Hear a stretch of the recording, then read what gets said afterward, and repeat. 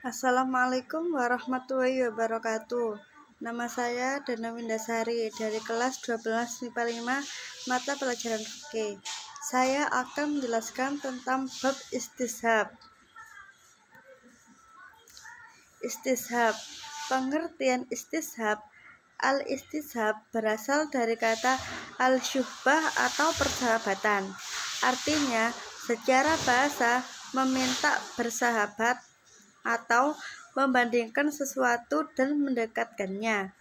Ibnu Ham al-Zahiri menjelaskan bahwa arti al-istishab secara terminologi berlakunya hukum asal yang ditetapkan berdasarkan nas atau Al-Quran dan hadis sampai terbukti adanya dalil lain yang menunjukkan perubahan tersebut. Istishab adalah menggunakan hukum yang sudah ada sampai adanya hukum lain yang mengubahnya.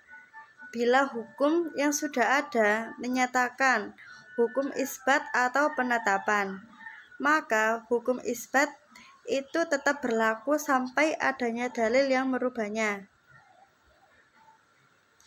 Macam-macam istishab. 1. Al-istishab hukum al-ibahah al-asliyah. 2. Istishab al-bara'ah al-asliyah. 3. Istishab madalah al-syah'aw al-aq'ala tubuti. 4. Istishab al-dalil ma'ah i'timalal mu'arif. Kelima, al-istishab berdasarkan ijma' yang berselisih.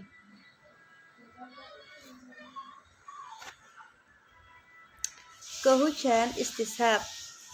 Kehujanan istishab ketika ditemukannya ketidakan dalil syara yang menjelaskan sesuatu permasalahan yang sedang dihadapi.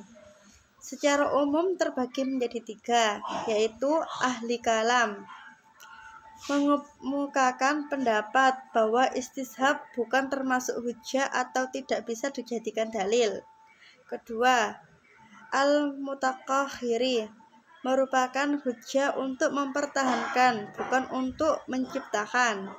Dan terakhir, ulama Maliki, Syafi'i, Hambali, Az-Zahiri, dan Syiah berpendapat istishab dapat dijadikan hujjah secara mutlak untuk menetapkan hukum yang sudah ada selama tidak ada dalil merubahnya. Contoh pembagian istishab sebagai sumber hukum dalam ekonomi. Istishab al-bara'ah al-asliyah. Contohnya, di dalam bidang muamalah, misalnya ada seseorang yang pada dasarnya orang tersebut terbebas dari semua jenis tanggungan sampai ada bukti baru bahwa orang tersebut memiliki utang. Oleh karena itu, jika seseorang menagih utang pada orang lain, maka orang yang ditagih itu secara hukum berhak menolak untuk membayar utang itu sampai si penagih bisa membawa bukti yang benar autentik bahwa sesungguhnya orang yang ditagih tadi memang benar-benar memiliki hutang. Kedua, istishab al-ibahah al-asliyah. Contohnya sudah dijelaskan dalam firman Allah Subhanahu wa taala yang berbunyi, orang yang makan riba tidak dapat berdiri, melainkan seperti berdirinya orang yang kemasukan syaitan. Lantaran tekanan penyakit gila, keadaan mereka yang demikian itu adalah disebabkan karena mereka. Istishab maqlub. Contohnya, pada seseorang yang memiliki sebidang tanah atau harta bergerak seperti mobil, maka harta miliknya itu tetap saja dianggap ada selama tidak terbukti ada perubahan status pada hak pemilik tersebut, misalnya seperti jual beli atau akad hibah.